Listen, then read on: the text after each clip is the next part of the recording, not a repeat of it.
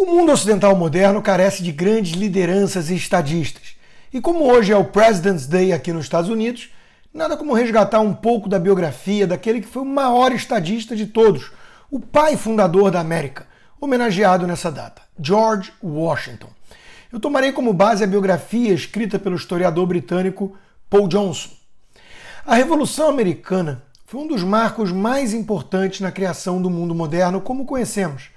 Seu espírito era o amor pela liberdade, o governo representativo e o respeito pelo império das leis, que era legado direto da história britânica.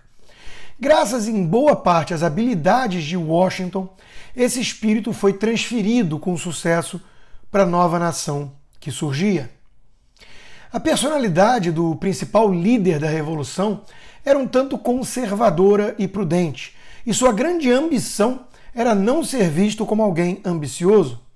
Para Johnson, o primeiro fato importante é que Washington era de ascendência inglesa impecável e veio da classe que ele mais admirava, a nobreza independente que possuía terras.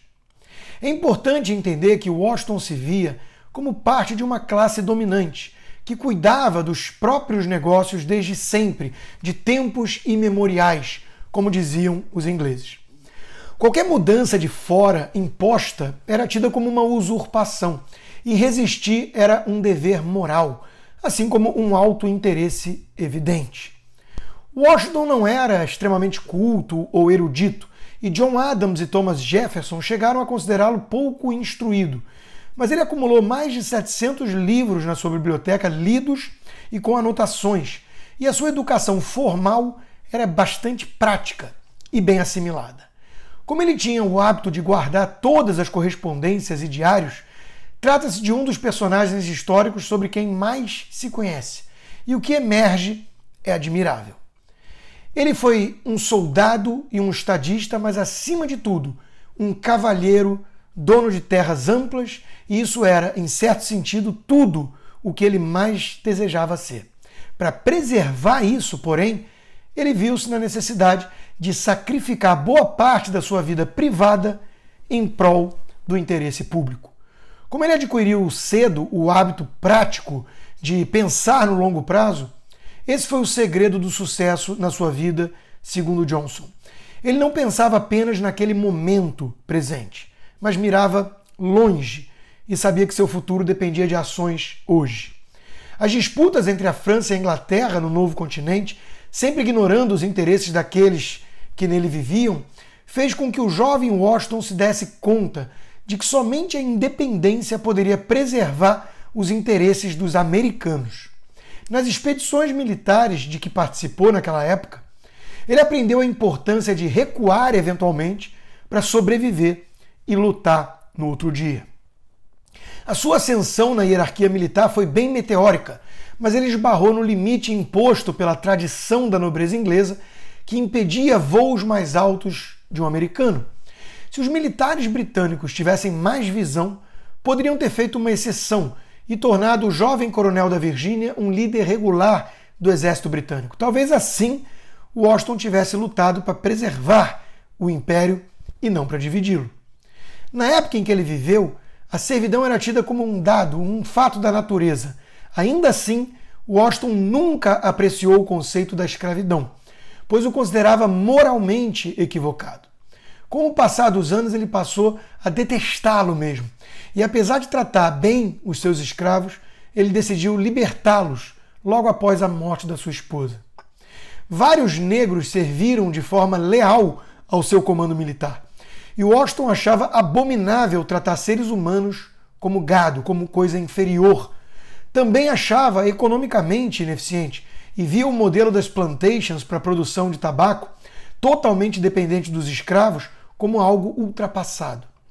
A agricultura era sua paixão e ele tinha ideias mais avançadas para o cultivo de vários produtos distintos. Não ter sido capaz de conquistar a abolição oficial durante o seu governo talvez seja o seu maior fracasso. Mas era necessário ser pragmático e atrair os sulistas para a formação de uma nação incipiente. Esse embate só seria resolvido décadas depois, numa sangrenta guerra civil. Punta del Este, um paraíso amado por todos que visitam. Pela sua exuberante natureza, tem agora uma excelente oportunidade de investimento. Caracoles, Cidade Jardim, o primeiro bairro planejado do Uruguai. Seja para uso próprio ou investimento, este empreendimento oferece toda a segurança jurídica do Uruguai e a rentabilidade que um rental pool oferece. Apartamentos de 36 a 155 metros quadrados a partir de $81 mil e casas a partir de $110 mil. Essa é a sua chance de investir ou viver tudo que Punta del Este pode oferecer. Acesse www.caracoles.com.uy. Ao contrário de outros pais fundadores que terminaram seus dias com dívidas, Washington era prudente e nunca teve mais dívida do que ativos.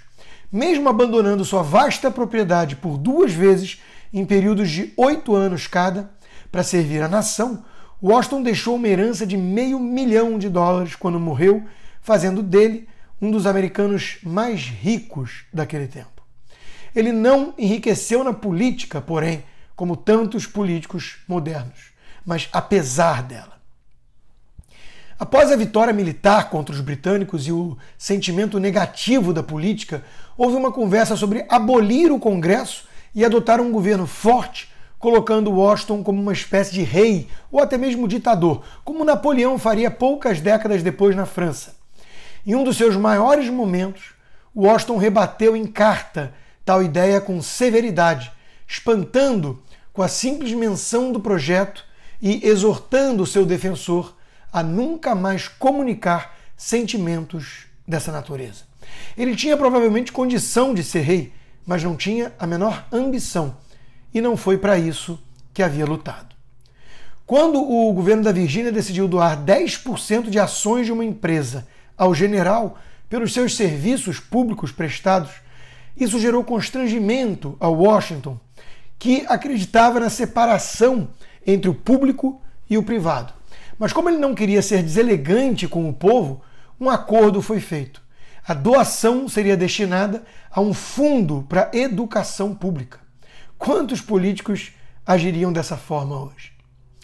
Como o primeiro presidente americano, e em parte por pressão dos compatriotas, Washington fez uma gestão apartidária voltada para os interesses nacionais. Seus maiores méritos estiveram ligados à ratificação da Constituição pelos estados, assim como o Bill of Rights, que garantia direitos individuais contra o próprio Estado. Uma América livre, forte e próspera se tornava cada vez uma realidade, e muito se deveu ao caráter e à liderança de Washington. A seguir, algumas frases de sua autoria.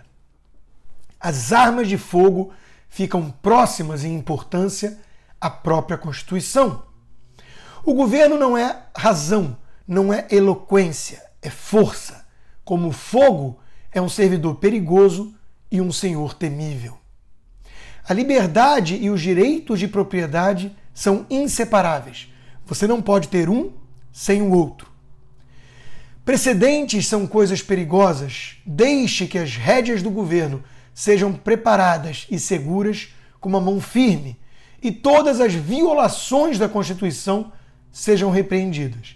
Se defeituosa, seja modificada, mas não seja pisoteada enquanto estiver em vigor. O governo é, na melhor das hipóteses, um empregado petulante e, na pior das hipóteses, um senhor tirânico. Os ocupantes dos cargos públicos amam o poder e são propensos a abusar dele. Homens verdadeiros desprezam a batalha, mas nunca correrão dela.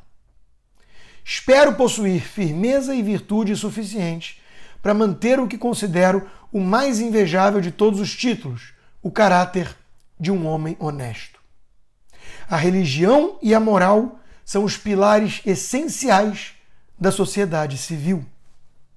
Estar preparado para a guerra é um dos meios mais eficazes de preservar a paz.